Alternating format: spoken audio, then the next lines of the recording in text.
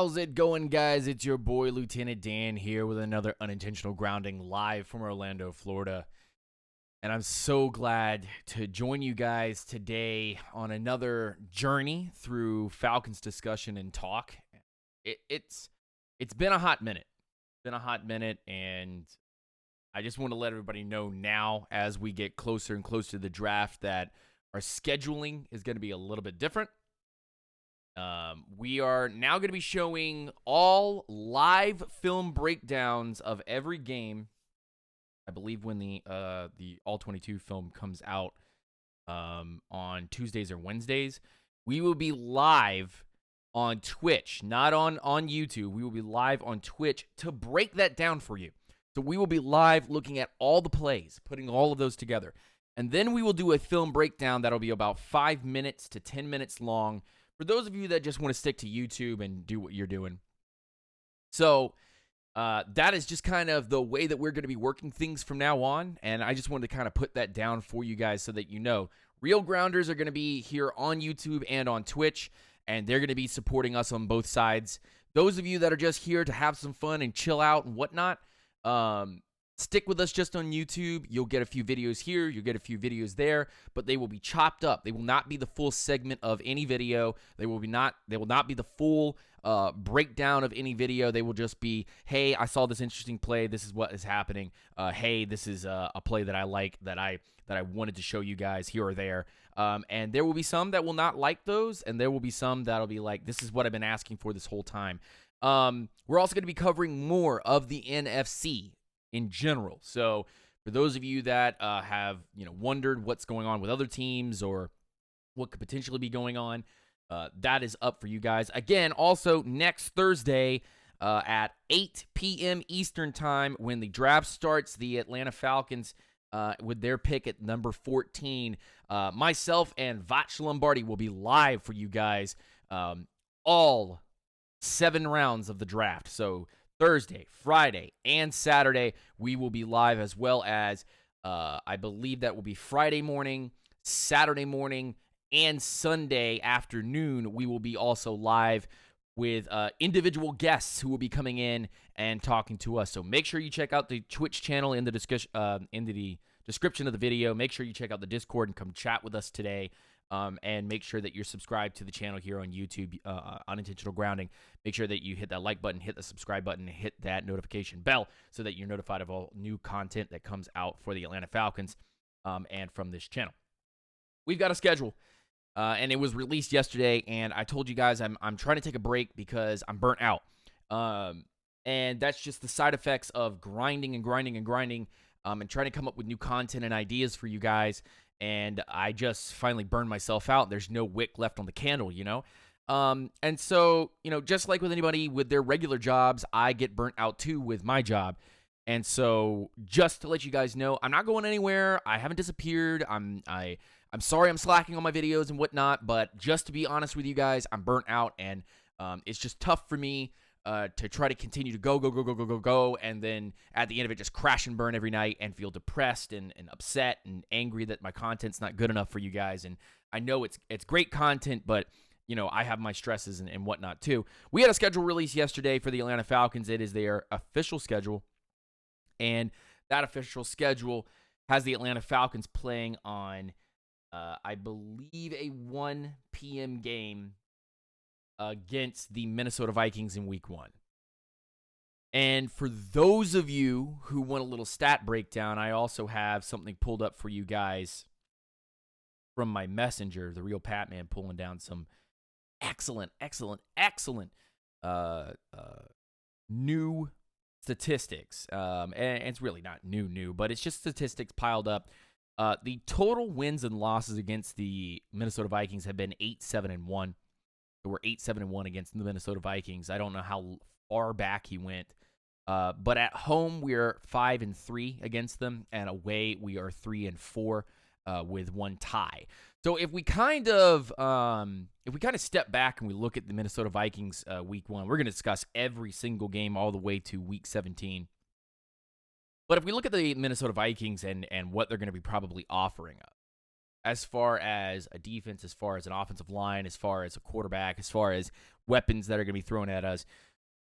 It's a winnable game to start out the gate.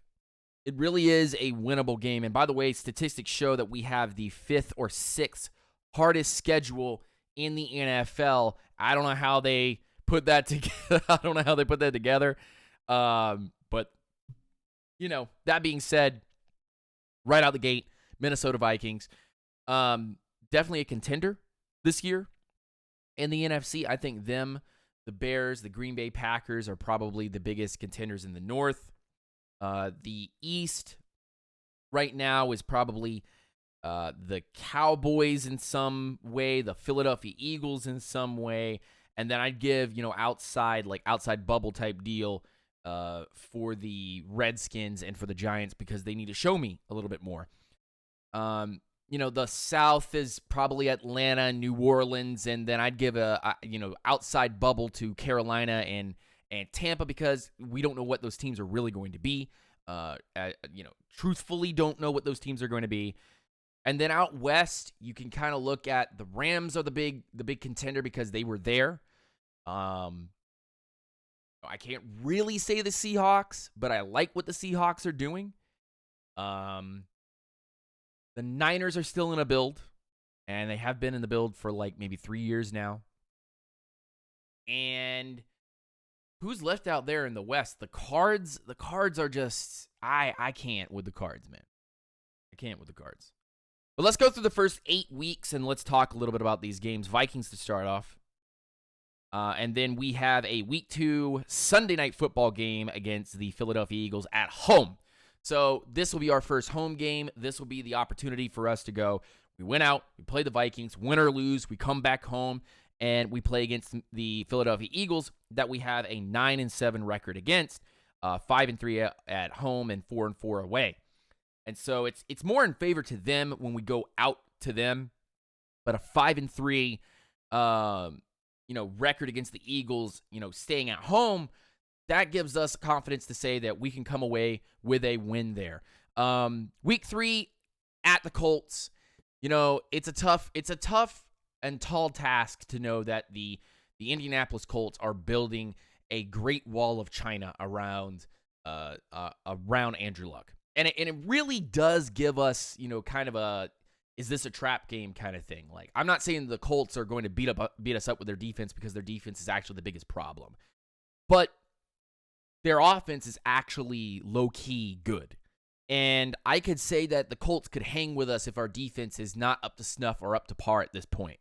So the Colts is definitely a very interesting game. We are, by the way, 10-6 against them, 6-2 at home, and 4-4 away. So there's that. Then week 4, we play the Titans, and we play them at home. So, back and forth games up to this point, away, home.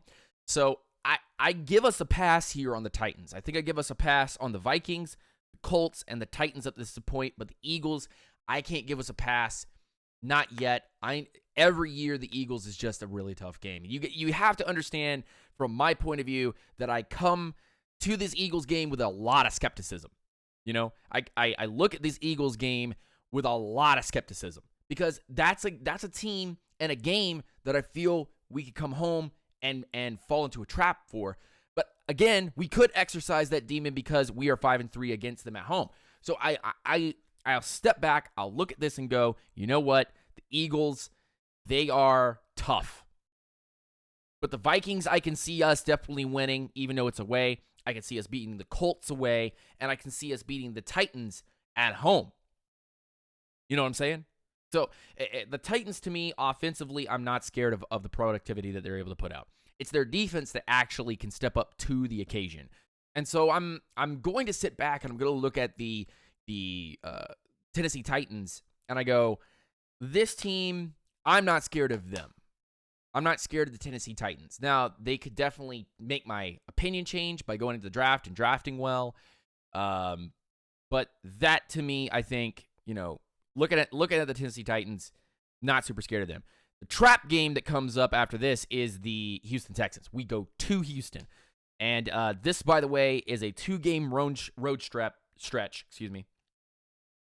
which is the Tennessee Titans, that we go out to them October 6th, and then we go out to the Cardinals October 13th. So 2 kind of West Coast games, and you're going to have to kind of feel me out on this one. I believe the Texans is a trap game because the Texans offensively are good, and the Texans defensively are not great, but they're solid. So to me, the Texans really has me kind of worried, whereas the Cardinals, I'm not worried at all. And I saw us play really well against the Cards last year. In a lot of cases, by the way, that was also the coming out party for a guy like Ataisa Imbrilo at right tackle, who was out there smacking butts and taking names. But we're 1-7 against them at home, and we're 2-6 against them away. So to me, I look at a team like the Cardinals and I go, the Cardinals-Texans are 2 games back-to-back in their houses that worry me, but are winnable. These are winnable games. All these games are winnable. But these 2 games really have me shook. I don't know why the Cardinals should have me shook. Their quarterback's not that great. You know? I am not in my room biting my nails off. But I do feel like these 2 stretch games right here, both of them away, are a bit tough, and they worry me. They do worry me. So up to this point, because right after that we have a home game against the Rams, massive game, and then a home game against the Seattle Seahawks, October 20th and 27th.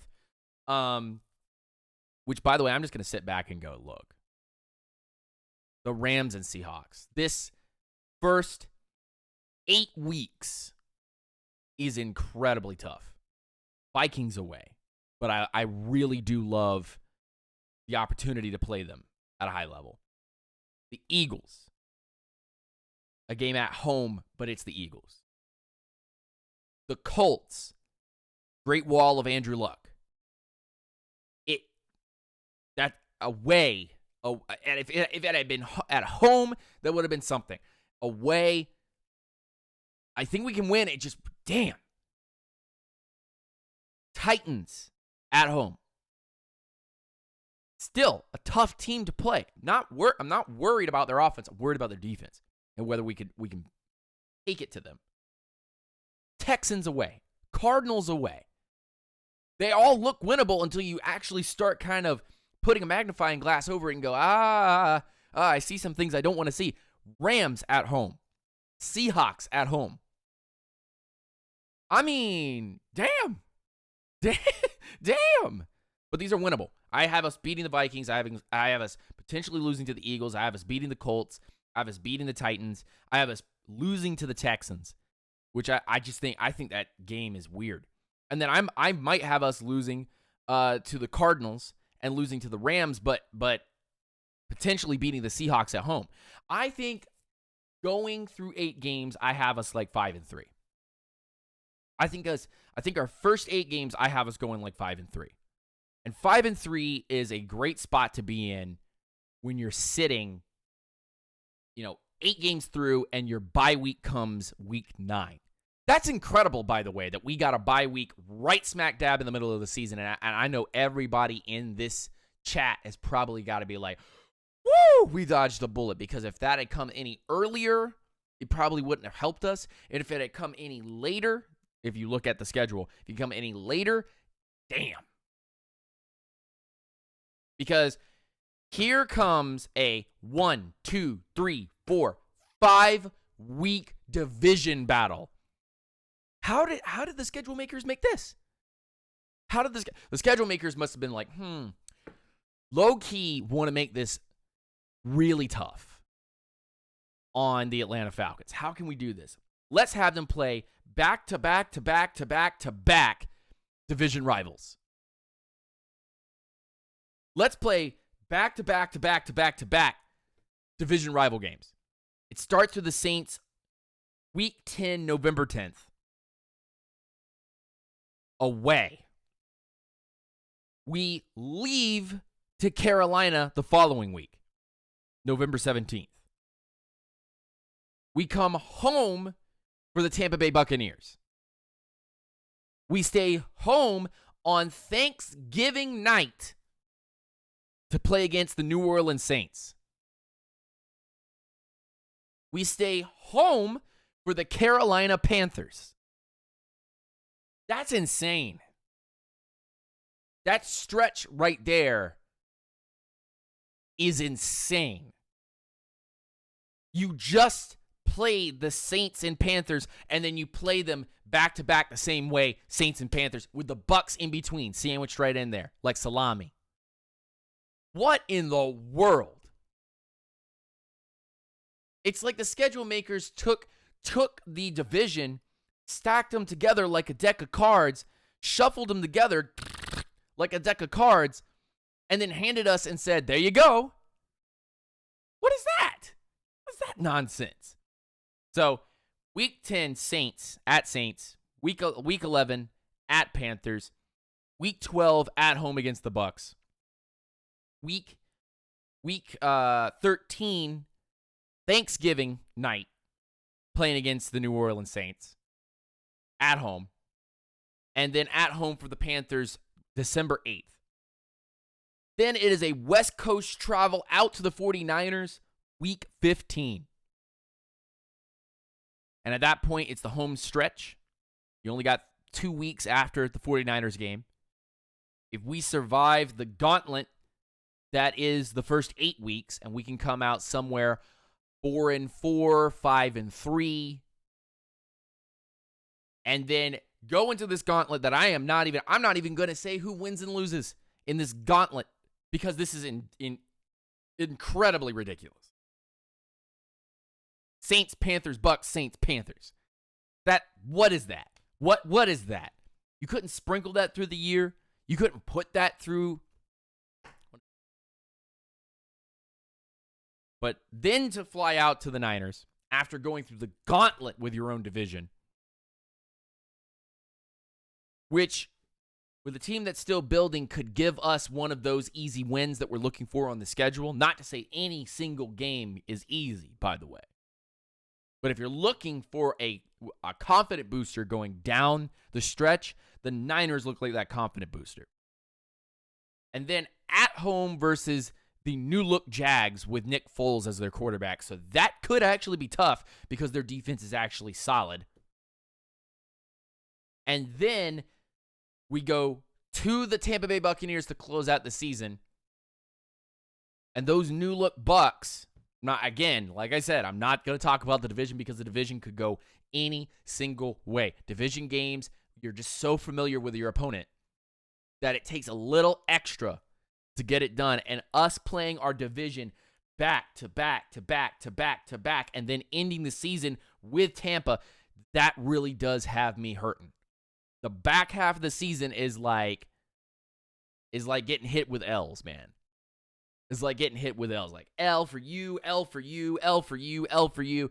Because if you take those L's against the division, that could be the make or break for the whole season. A lot of people are saying the first 8 games is make or break. I don't think so. I think even if we go anywhere from 3-5 to 5-3, if you go anything like that through the first 8 games of the season,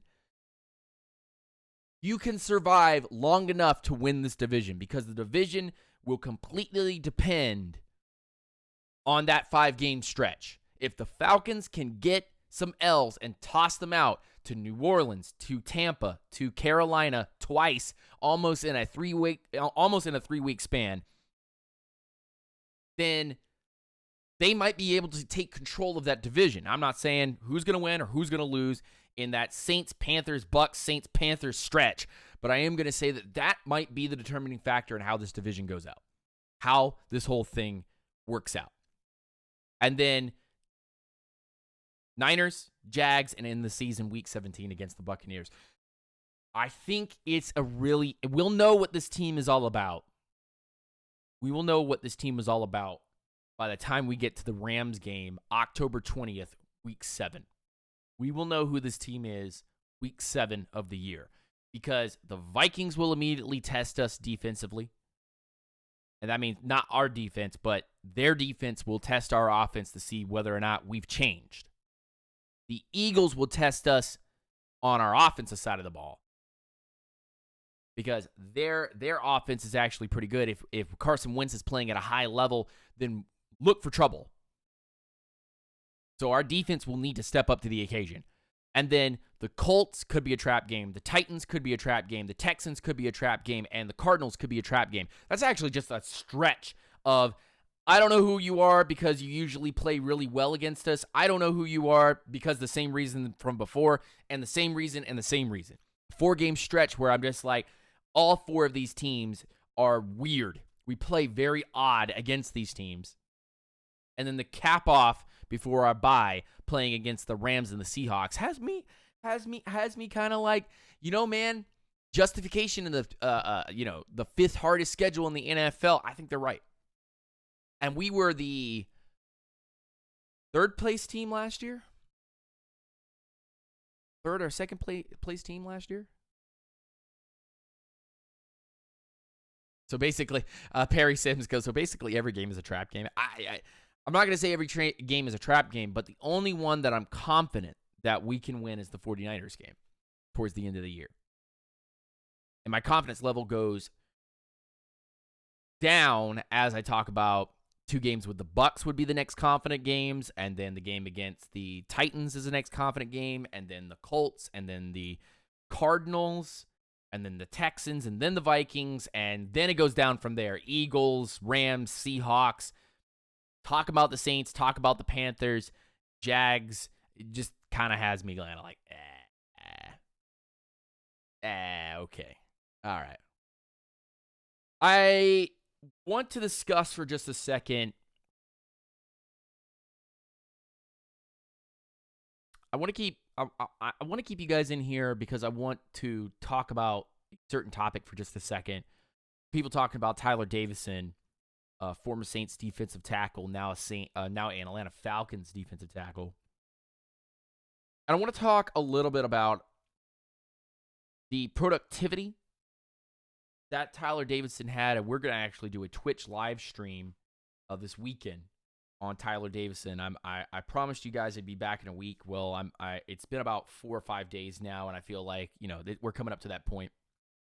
And remember to check us out this coming Thursday. Myself and Vash Lombardi will be doing a 3-day live stream coverage of the NFL draft, talking about every single pick, going in depth about how they work for every single team. Live reactions to all of that starting at 8 p.m. Eastern Time on Thursday, and going from Friday morning where I'll have special guests on Friday night, Saturday morning where I'll have more special guests on, Saturday afternoon as we close out the draft, and then Sunday, all Sunday, we will be live on most of our platforms so that we can boom, boom, boom, da-da-da, boom, boom, boom, talk to Falcons fans with live call-ins from you guys, the Falcons fans, where we will talk about the picks that will have happen. And then, of course, the following next 2 weeks, we will have live live streams talking about the players themselves, as well as new to the nest Falcons film breakdowns on all the players going forward. And a lot of that will be on Twitch, so definitely go subscribe to the Twitch channel, because if you don't, you're going to be missing out on a lot of live stuff. It's going to be fun. It's going to be a lot. I can't wait. With that being said, I want to keep you guys in here for just a moment, because I want to talk to you guys a little bit about Tyler Davison and how that may or may not influence how the draft goes. Defensive tackle position is sitting with Grady Jarrett, yet to be given a big-time contract. They have about a month or 2 to get that contract done. Dejan Sanat, who we drafted in last year's draft in the 3rd round, really good run defender, working on his pass rush. Michael Bennett, who I think, in his own right, I think Michael Bennett deserves to be given an opportunity to work based on the limited tape that we saw from last year. Jack Crawford, who is nearing the end of his tenure with the Atlanta Falcons, last year of his deal, and he had a season high, a career high year last year with the Atlanta Falcons. Actually, if you stack that up against any of his stuff with the Cowboys, it's also a career year. And Tyler Davidson and Tatui Mariner. Tyler Davidson coming in here, being brought in a 1-year deal. Base salary of about $800,000 was the main squeeze for the New Orleans Saints. One of the biggest reasons why their run defense was so good, ranked third in the NFL last year. And Tatui Mariner has been sitting behind on the practice squad, sitting behind most of those guys, trying to crack the roster and get onto the roster. So let me put this into perspective. Your starters right now, there are 4 of them, are Dejan Sanat, Grady Jarrett, Jack Crawford, and Tyler Davidson. Those should be the ones that are be getting the most snaps. And usually it's 4 or 5 defensive tackles that Dan Quinn likes to carry on his roster in rotation. One of these 4 or 5 is a healthy scratch usually, and then a rotation of about 3 guys or 4 guys play every week.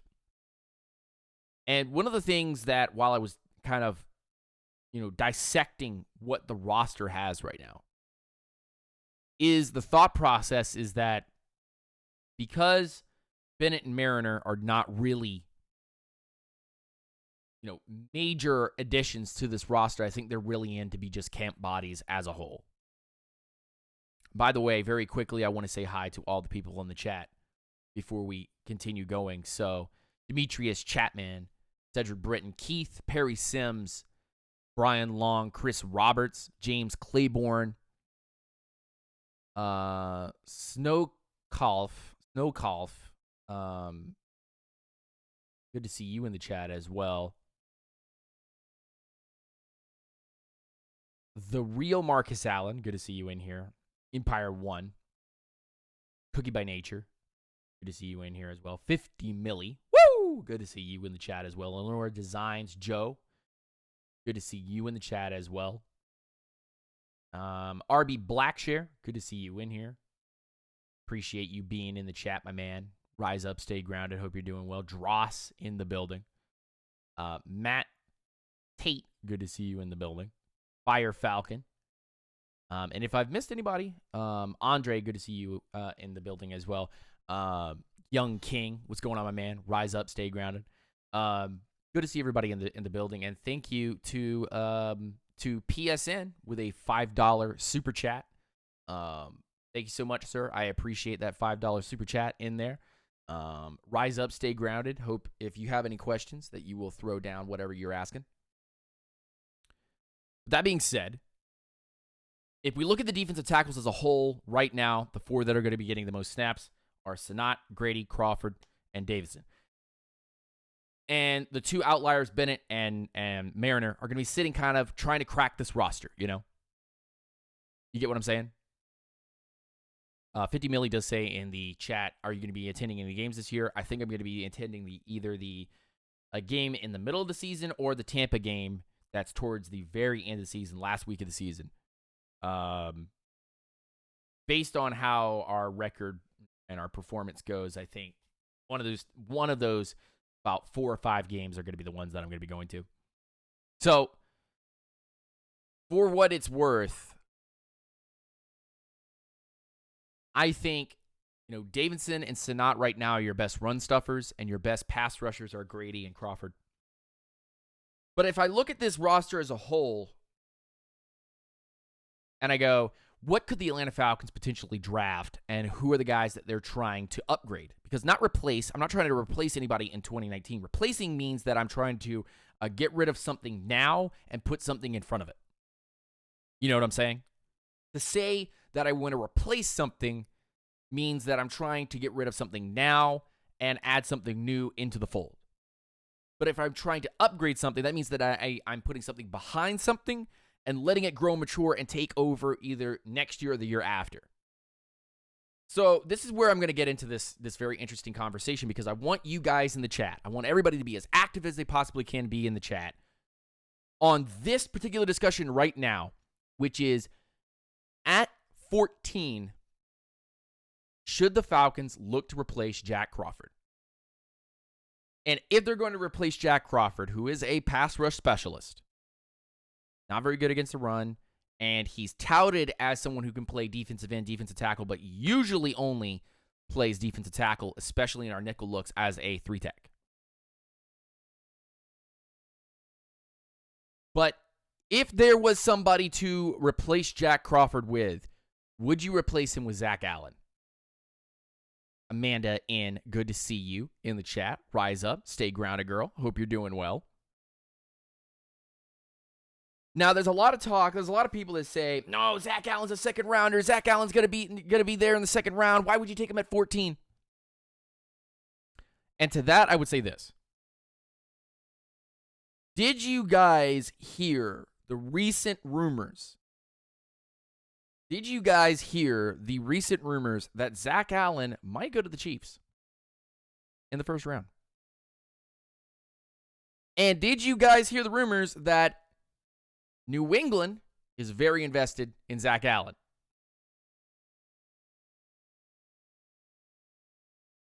Now, I'm going to put something down for you guys. I don't believe in taking Zach Allen at 14. It would be it'd be a hell of a pick. It'd be a hell of a pick.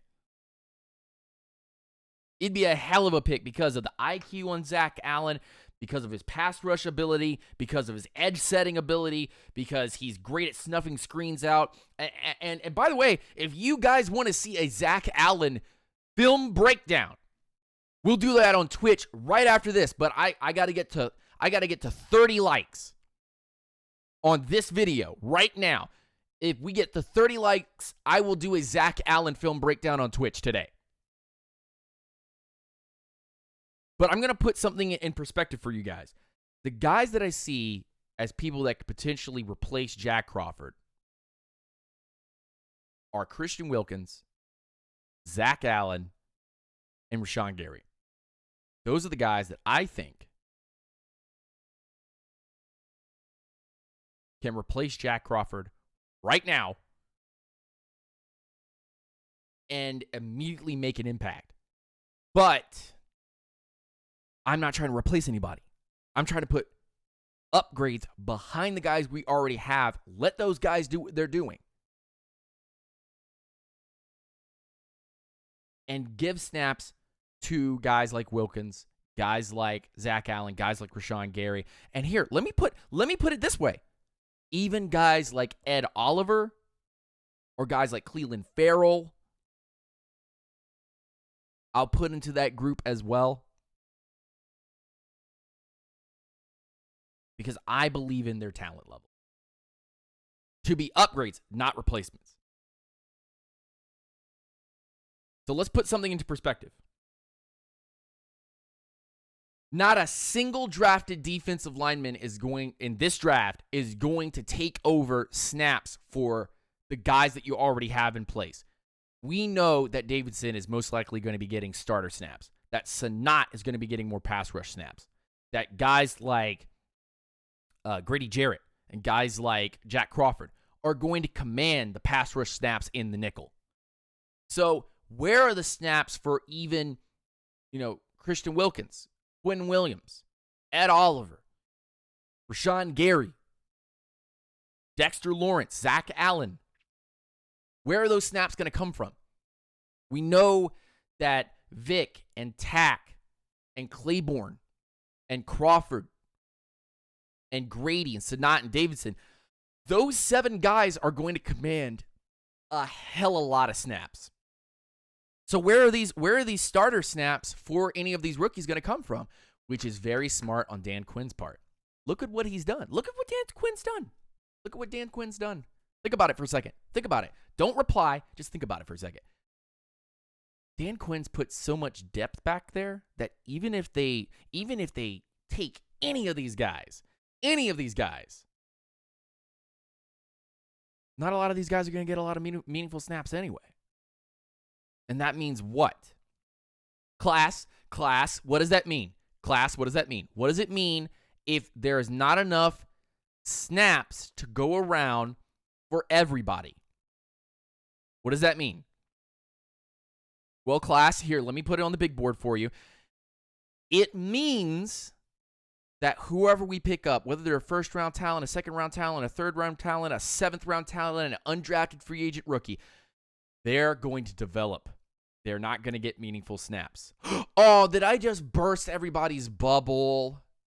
Did I just burst the bubble of every Falcons fan in here that whether you like Ed Oliver, or you like Christian Wilkins, or you like Dexter Lawrence, or you like Zach Allen, or you like Chase Winovich, or you like, just whatever you want. That none of those guys are really going to get a lot of meaningful snaps. They're going to get development snaps.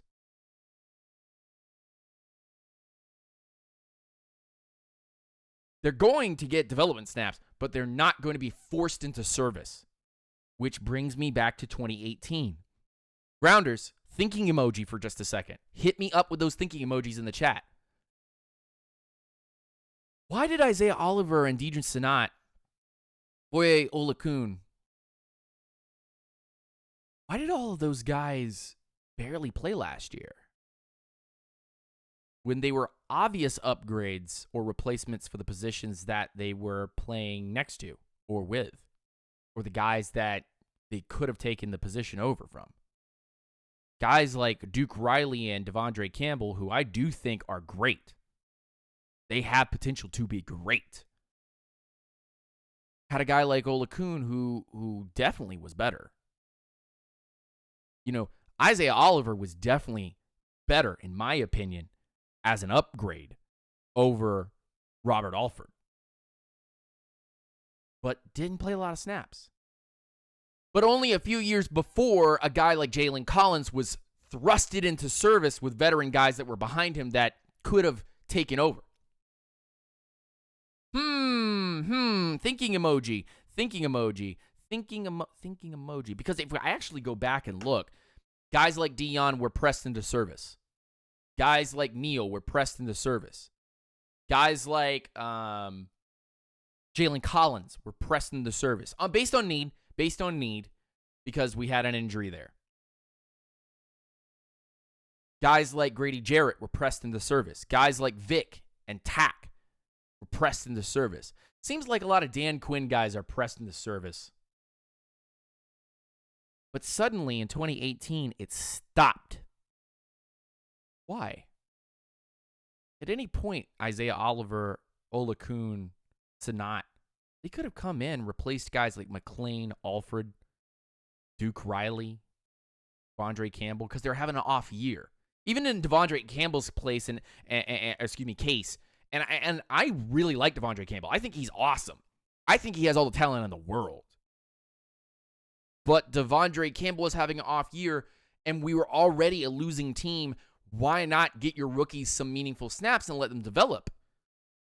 Well, Olakun was sprinkled in there, and he was worked in there, and he did some things there. But Oliver and Senat, a healthy scratch, guys. Senat was a healthy scratch most games, guys. Guys, ain't that a little weird? Ain't that a tad bit weird? Yeah, it is a tad bit weird, and there's an explanation for it. It's because Dan Quinn was developing those players behind guys, which brings me to 2019. Why do the Falcons have so much depth on the O-line, and why do they have so much depth on the D-line right now? And we're going into the draft with 9 picks. And yes, there could be trade-up potential, but let's put it in this way. If the Falcons don't trade up, and they just use 9 picks or 10 picks or 11 picks, if they trade down or whatever, that kind of means that a lot of the guys that are already on this team, the Davidsons and Grady's and Senats and Crawfords of the world, are going to make whoever is drafted on the D-line sit down. Talk about linebacker right now. We have 6 linebackers on the roster. Not all guaranteed to make the team, but 6 linebackers on the roster. If we draft a linebacker, they're not playing. Guess who's in front of them? Dion, Campbell, Duke, Olakun. You're 5th. And Ismail and Bruce Carter, and I know there's one other guy that I'm missing right now that everybody's super in love with as a linebacking project. You'd be sitting behind all of those guys. Look at corner right now. Yeah, we need depth at corner, but look at all the starting positions already done. Rufont's already got one starting position. Oliver's been named second starting position. By the way, if you've seen pictures of him, he's swole AF. And KZ's got the slot. And that's been booked. That's been signed in stone. Look. I'll say it with the look. Jermaine Grace, by the way. Thank you, Into House. Jerome Into House. Thank you, man. Rise up, stay grounded. Hal Snipes, good to see you in here as well. Rise up, stay grounded, my man. But look at the safety position. Look at the safety position. Allen and Neal are coming back, and we added 2 more safeties. Developmental guys, yes, I understand, but 2 more safeties. Whoever we draft will have to battle those guys out. And they'll be given the benefit of the doubt, but look at that.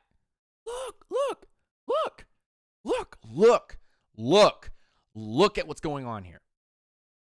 By the way, guys, if we get 9 more likes, I will do a Zach Allen film breakdown for you guys.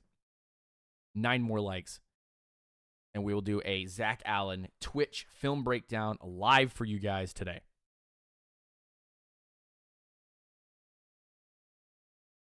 Look at Dan Quinn. Look what he's doing. Look at the coach that is changing and morphing in front of us. He's always been about development.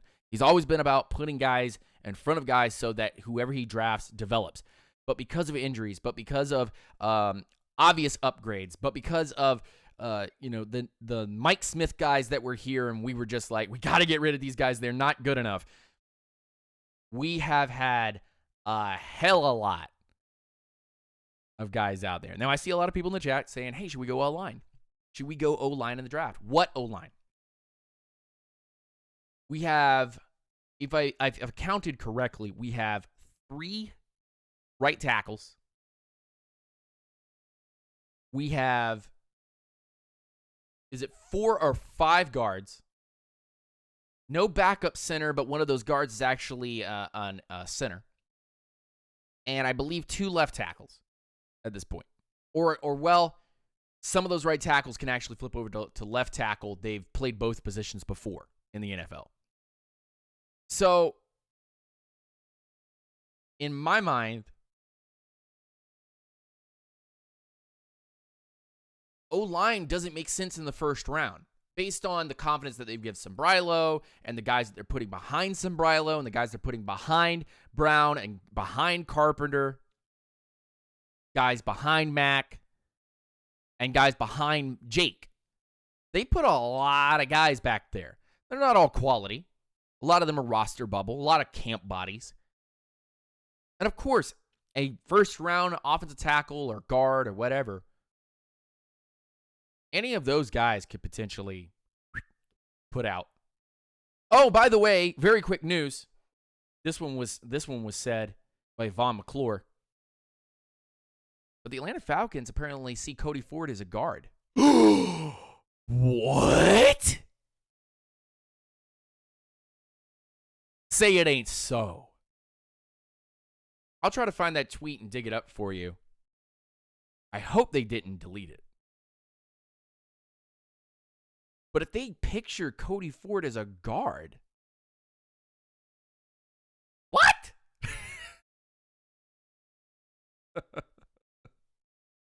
What is that nonsense? Tay Goody, good to see you in here, man. We should trade for Frank Clark. No. Think about money, man. If I give you $5 to spend on a pizza, and instead you try to take that $5 and go in and buy a filet mignon, probably aren't going to get that filet mignon. We got about $5.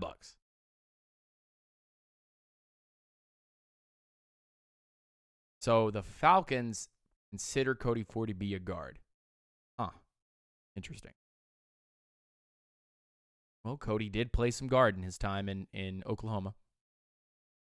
It wasn't until, I believe, Ben Powers got in there that they moved him out to tackle. Chase Smith, good to see you in here, my man. Rise up, stay grounded.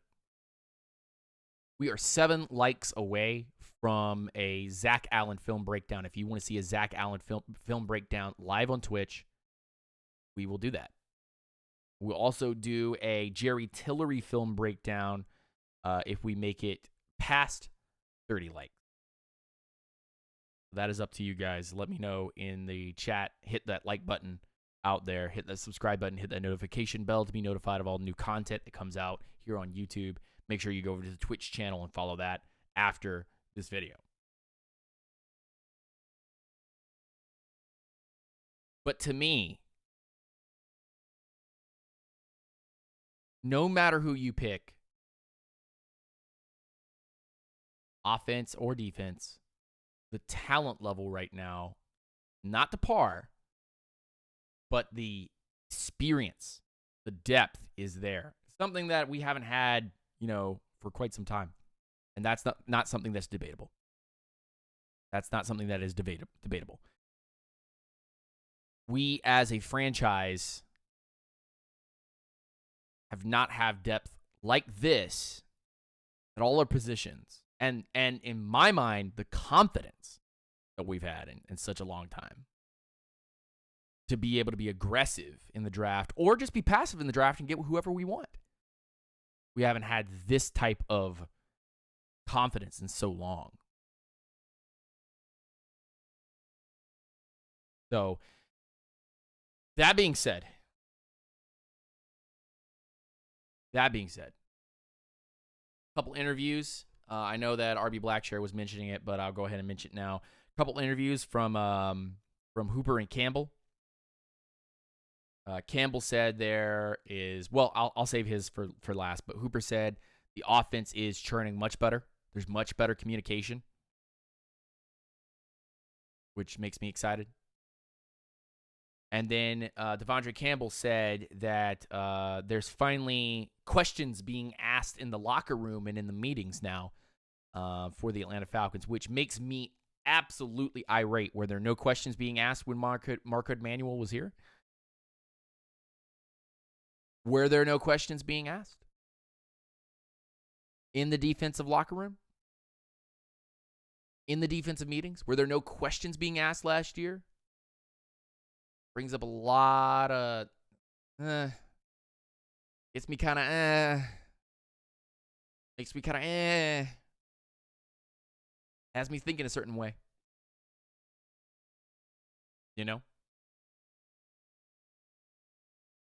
That being said, my name's Lieutenant Dan. This was Unintentional Grounding Live.